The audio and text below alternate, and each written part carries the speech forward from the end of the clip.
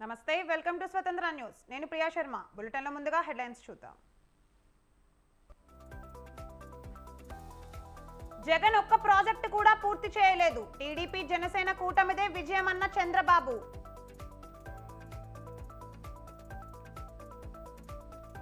పొత్తు ధర్మానికి టీడీపీ తూట్లు పొడుస్తోంది టీడీపీ జనసేన పొత్తుపై హరిరామ జోగయ్య కీలక వ్యాఖ్యలు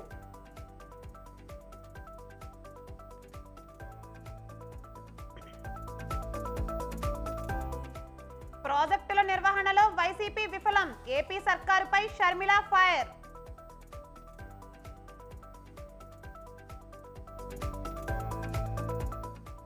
హామీలు అమలు చేయలేక కాంగ్రెస్ విమర్శలు చేస్తోంది పార్లమెంట్ ఎన్నికల్లో బీఆర్ఎస్ సత్తా చాటాలన్న కేటీఆర్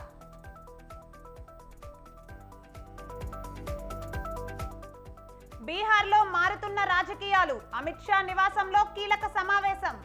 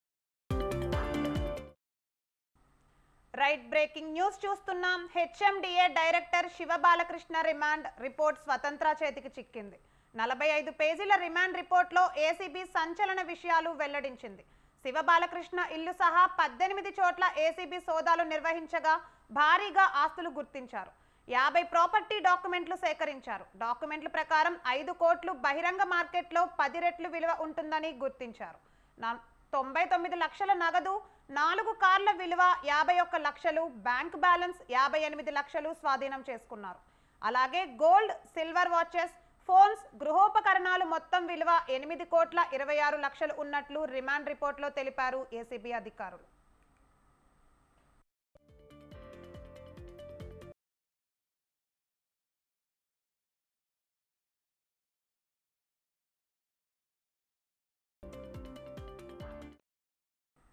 పలు ఇన్ఫ్రా కంపెనీలపై సైతం ఏసీబీ సోదాలు నిర్వహించగా 155 document sheets 4 passbooks LIC policy bonds 20 IT return documents స్వాధీనం చేసుకున్నారు 4 బ్యాంక్ పాస్బుక్స్ బినామీలను విచారణ చేయాల్సి ఉంది ఇదే కేసులో ఇతర అధికారుల పాత్రపై దర్యాప్తు జరపాల్సి ఉంది పలువురు బినామీలను గుర్తించిన ఏసీబీ ఫిర్జాదిగూడలో పెంటా రమాదేవి మైహోం బూజాలో కిరణ్ ఆచార్య జూబ్లీ హిల్స్ లో ప్రమోద్ కుమార్ మాదాపూర్లో కొమ్మిడి సందీప్ రెడ్డి బాచుపల్లిలో సత్యనారాయణ మూర్తి నివాసాల్లో సహా 18 చోట్ల ఏసీబీ సోదాలు నిర్వహించింది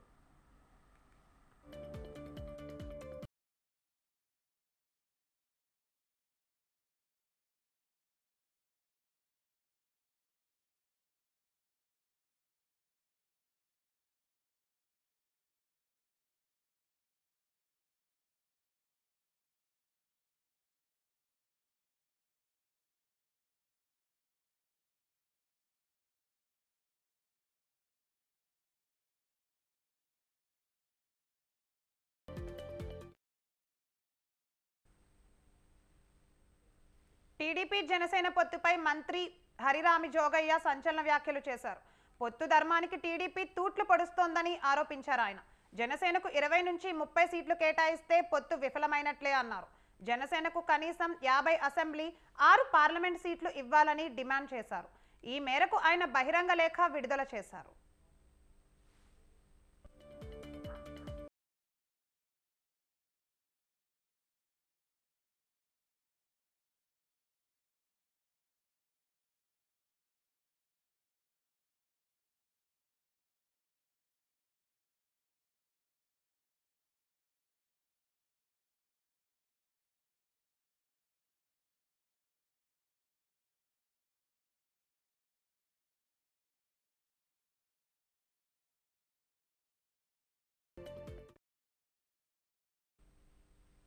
రైట్ బ్రేకింగ్ న్యూస్ చూస్తున్నాం. వైసీపీ పాలనలో ప్రజలు అల్లాడిపోతున్నారని టీడీపీ అధినేత చంద్రబాబు ఆగ్రహం వ్యక్తం చేశారు. పీలేరు రా కదలిరా సభలో జగన్ పై చంద్రబాబు మరోసారి తీవ్ర విమర్శలు చేశారు. జగన్ కు అభ్యర్థులు కూడా దొరకడం లేదు అన్నారు. జగన్ కు ఇంటికి పంపడానికి యువత రైతులు సిద్ధంగా ఉన్నారని తెలిపారు. జగన్ అధికార అహంకారాన్ని దించడానికి ప్రభుత్వ ఉద్యోగులు సిద్ధంగా ఉన్నారన్నారు. ఎన్నికల అనంతరం వైఎస్ఆర్ పార్టీ జెండా పీకేయడం తప్పదని స్పష్టం చేశారు. కురుక్షేత్ర ధర్మయుద్ధానికి జనసేన టీడీపీ సిద్ధంగా ఉన్నారన్నారు. జగన్ అధికారంలోకి వచ్చాక ఒక అభివృద్ధి లేదు, ప్రాజెక్టు లేదు, పరిశ్రమ లేదని మండిపడ్డారు. చూస్తా ఉంటే రా కదిలి రా అని పిలిస్తే పీలేరు మొత్తం స్తంభించబోయింది. ఈ అసమర్థ విధ్వంస ప్రభుత్వాన్ని ప్రశ్నించడానికి ప్రజలందరూ కూడా ఉద్యమంలో వచ్చారు. అవునా కాదా అని మిమ్మల్ని అడుగుతున్నా. ఈ జనాన్ని చూసి చెబుతున్నా, పీలేరు నుంచి చెబుతున్నా, జగన్ పని అయిపోయింది. జగన్ కి కౌంట్ డౌన్ ప్రారంభమైంది. ఇంకా 74 రోజులే. మీరు చేసిన అరాచకాలు, మీరు చేసిన విధ్వంసాలు ఇవన్నీ కూడా ప్రజా కోర్టులో మిమ్మల్ని శిక్షించే. జనసేన అధినేత పవన్ కళ్యాణ్ ప్రకటనను సమర్థిస్తూ నాగబాబు ట్విట్టర్ వేదికగా ట్వీట్ చేశారు. న్యూటన్ సిద్ధాంతాన్ని గుర్తు చేస్తూ టీడీపీకి పరోక్షంగా కౌంటర్ ఇచ్చారు. ఇటీవలే అరకు, మండపేట అభ్యర్థులను చంద్రబాబు ప్రకటించగా రాజోలు, రాజానగరంలో జనసేన పోటీ చేస్తుందని 26న పవన్ కళ్యాణ్ ప్రకటించారు.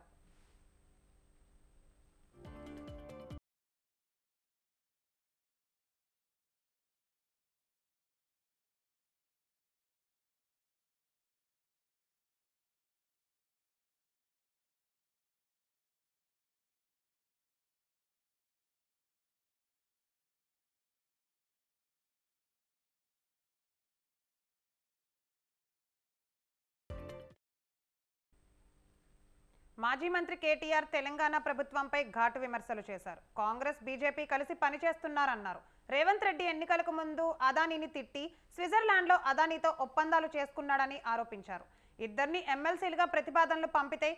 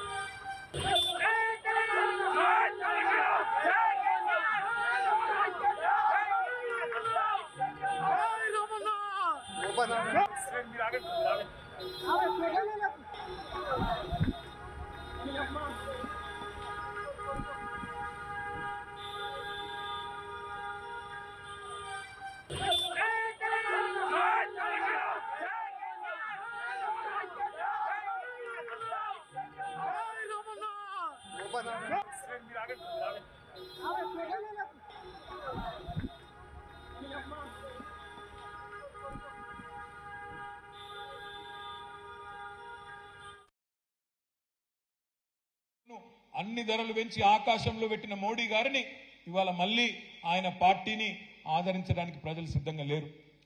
కిషన్ రెడ్డి గారిని కూడా నేను వేదిక ద్వారా విజ్ఞప్తి చేస్తా ఉన్నా. మీరు చెప్పండి స్పష్టంగా, జూబ్లీహిల్స్ నియోజకవర్గానికి ఏం చేసినారు, నీకు ఎందుకు ఓటేయాలా? సికింద్రాబాద్ లోక్సభ నియోజకవర్గానికి నువ్వు పార్లమెంట్ సభ్యుడిగా చేసిన పనేంది చెప్పి ఓట్లడుగు. ఎంతసేపు బుకాయింపు మాటలు, దబాయింపు మాటలు కాదు.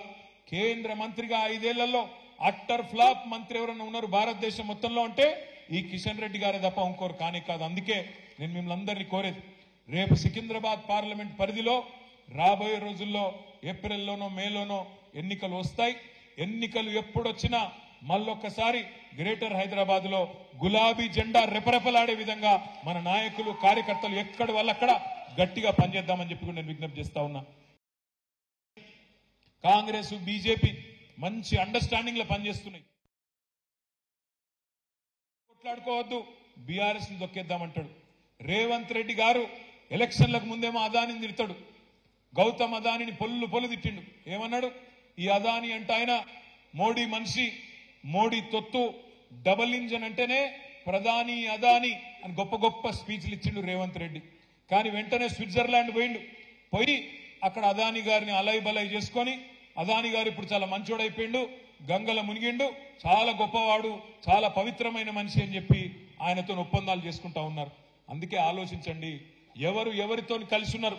నిన్న మీరు చూసింటారు, నిన్న మనము 4 నెలల కిందట మన డాక్టర్ శ్రవణ్ దాసోజు, అదేవిధంగా కె సత్యనారాయణ గారు. ఏపీలో రాజకీయం రోజురోజుకు వేడెక్కుతోంది. ఎన్నికల టైం దగ్గర పడుతూ ఉండడంతో పార్టీలు పోటాపోటీగా ప్రజల్లోకి దూసుకువెళ్తున్నాయి. రెండోసారి అధికారం కోసం వైసీపీ విశ్వ ప్రయత్నాలు చేస్తోంది. సిద్ధం పేరుతో ఏపీ సీఎం జగన్ ఎన్నికల శంఖారావం పూరించేందుకు రెడీ అవుతున్నారు. ఇన్నాళ్లు జనానికి దూరంగా ఉన్నారనే విమర్శలను మూటగట్టుకున్న జగన్ ఇప్పుడు ప్రజా బాట పట్టనున్నారు. ఇంతకీ వైసీపీ ప్రారంభిస్తున్న సిద్ధం ప్లాన్ ఏంటి? షర్మిల విమర్శలకు బ్రేక్ వేయకపోతే పార్టీకి డ్యామేజ్ అయ్యే ఛాన్స్ ఉందని జగన్ భావిస్తున్నారా? Take a look.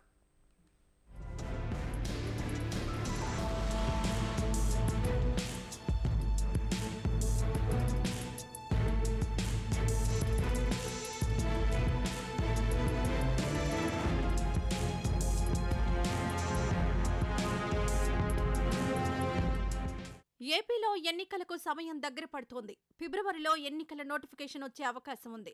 ఏప్రిల్లో ఎన్నికలు నిర్వహించేందుకు ఈసీ కసరత్తు చేస్తోంది. ఈ నేపథ్యంలో అధికార వైసీపీ ఎన్నికలకు రెడీ అవుతోంది. తిరిగి మళ్లీ అధికారం చేపట్టడమే లక్ష్యంగా జగన్ ఎన్నికల వ్యూహాలకు పదును పెడుతున్నారు. ఇప్పటికే అభ్యర్థుల ఎంపికపై స్పీడ్ పెంచారు. ఇతర పార్టీల కంటే ముందే అభ్యర్థులను ఫైనల్ చేస్తున్నారు. మరోవైపు ఎన్నికల ప్రచారానికి జగన్ శ్రీకారం చుట్టారు. ఈ నెల 27 నుంచి భారీ బహిరంగ సభలు నిర్వహించేందుకు ఏర్పాట్లు చేశారు. సిద్ధం పేరుతో ఎన్నికల ప్రచారాన్ని ప్రారంభించబోతున్నారు.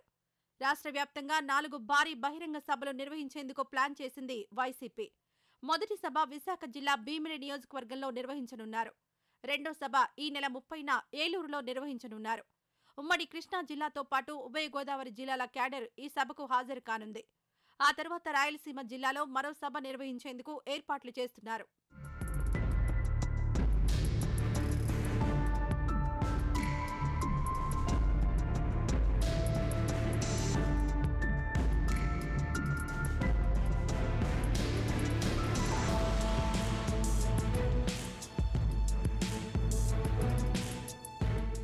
రాష్ట్రంలో ఇప్పటికే అధికార ప్రతిపక్షాల మధ్య మాటల యుద్ధం జరుగుతోంది. ఇప్పటికే ప్రతిపక్ష టీడీపీ రా కదలిరా సభలతో ఫుల్ జోష్లో ఉంది.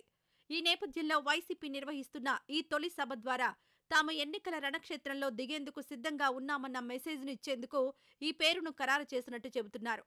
పోరుకు తాము సిద్ధమన్న రీతిలో పోస్టర్ డిజైన్ కూడా ఉంది. సీఎం జగన్మోహన్ రెడ్డి చిత్రంతో పాటు పిడికిలి బిగించిన చేతిని పోస్టర్లో డిజైన్ చేశారు. ఇది ఎన్నికల్లో వైసీపీ క్యాడర్ సాగించబోయే పోరాటానికి సంకేతంగా ఆ పార్టీ నాయకులు చెబుతున్నారు.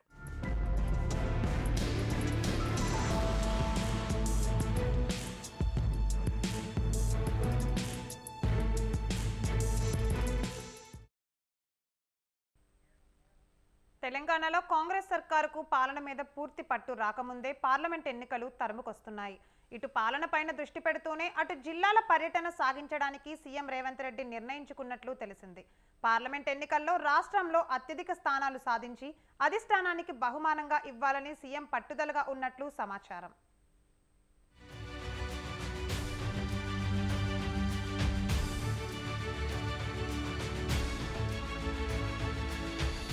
రాష్ట్రంలో కాంగ్రెస్ సర్కార్కు పాలన మీద పూర్తి పట్టు రాకముందే సీఎం రేవంత్ రెడ్డికి పార్లమెంటు ఎన్నికలు సవాల్గా మారాయి.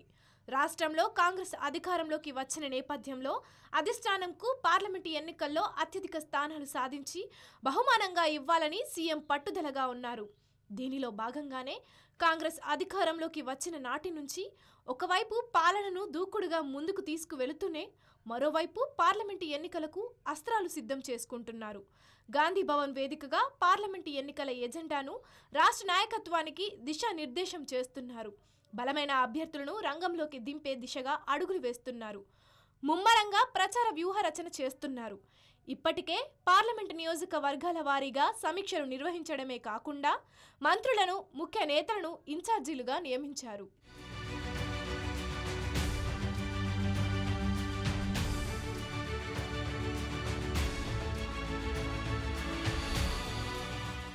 కాంగ్రెస్ అధిష్టానం తెలంగాణ మీద ఫోకస్ చేసింది. ఇందులో భాగంగా బూత్ స్థాయి ఏజెంట్లకు దిశానిర్దేశం చేసేందుకు పెద్ద ఎత్తున సమావేశం నిర్వహించారు. హైదరాబాద్ ఎల్బీ స్టేడియంలో రాష్ట్ర స్థాయి కాంగ్రెస్ పార్టీ బూత్ లెవెల్ లీడర్ల సమావేశాన్ని నిర్వహించారు. ఈ సమావేశానికి ముఖ్య అతిథిగా ఏఐసిసి అధ్యక్షుడు మల్లికార్జున ఖర్గే విచ్చేశారు. సీఎం రేవంత్ రెడ్డి, మంత్రులు, పార్టీ ముఖ్య నేతలు ఈ సమావేశంలో పాల్గొన్నారు. సభా వేదికగా సీఎం రేవంత్ రెడ్డికి ఖర్గే పలు సూచనలు చేశారు. కాంగ్రెస్ శ్రేణులు గ్రామీణ బాట పట్టాలని ఖర్గే తెలిపారు. పల్లె ప్రాంతాల్లో నేతలు, కార్యకర్తలు పర్యటిస్తే ప్రజలకు కాంగ్రెస్ పార్టీ మరింత చేరువ అవుతుందని ఆయన తెలిపారు.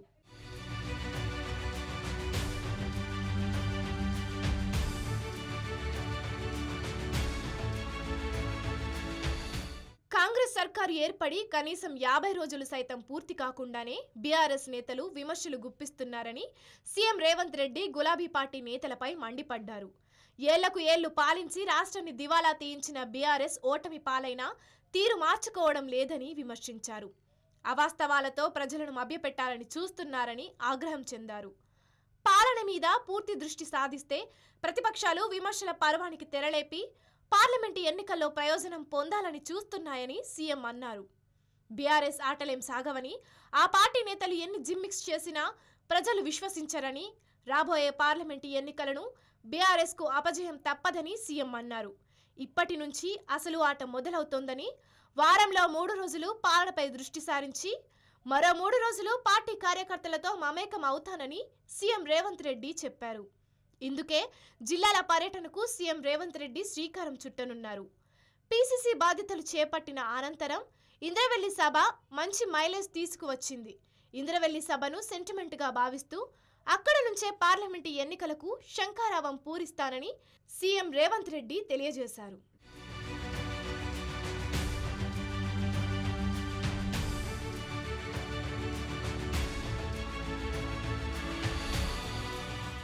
పార్లమెంటు ఎన్నికల్లో కేసీఆర్ కుటుంబాన్ని తెలంగాణ సరిహద్దుల వరకు తరిమి కొట్టాలని సీఎం రేవంత్ రెడ్డి కాంగ్రెస్ శ్రేణులకు పిలుపునిచ్చారు. పేద ప్రజలకు పథకాలను సత్వరం అందించడానికి పలు చర్యలు తీసుకున్నట్టు సీఎం రేవంత్ రెడ్డి తెలిపారు.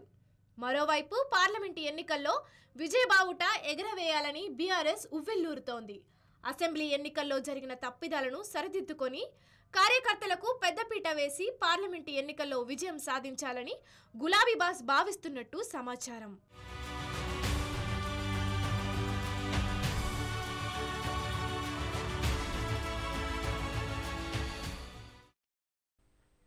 ప్రభుత్వ పాఠశాల విద్యార్థులకు ఇచ్చే యూనిఫామ్తో పాటు షూస్, బ్యాగ్, టై, బెల్ట్ కూడా ఇవ్వాలనే ఆలోచనలో తెలంగాణ విద్యాశాఖ అధికారులు ఉన్నారు.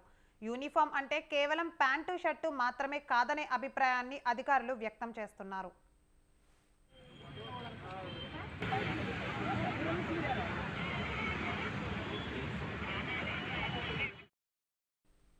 రాష్ట్ర వ్యాప్తంగా 26,000 పాఠశాలల్లో 19 లక్షల మంది విద్యార్థులు చదువుతున్నారు. మోడల్ కేజీబీవీ స్కూల్స్లో మరో 4 లక్షల మంది విద్యార్థులు చదువుకుంటున్నారు.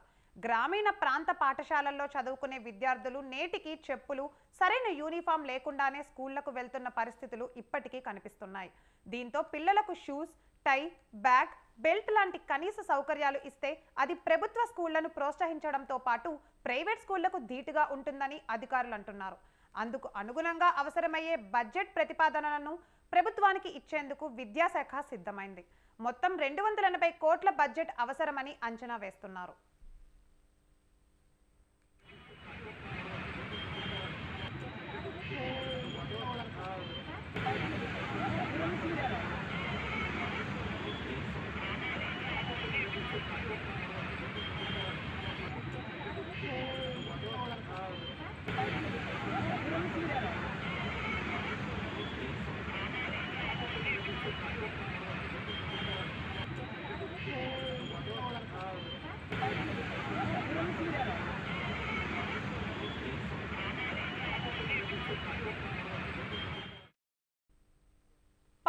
ఎన్నికల నేపథ్యంలో పలు రాష్ట్రాలకు బీజేపీ ఎన్నికల ఇన్ఛార్జ్ సహ ఇన్ఛార్జీలను నియమించింది. కర్ణాటక, తమిళనాడు రాష్ట్రాల పార్లమెంట్ ఎన్నికల సహ ఇన్ఛార్జిగా పొంగులేటి సుధాకర్ రెడ్డిని బీజేపీ అధిష్టానం నియమించింది.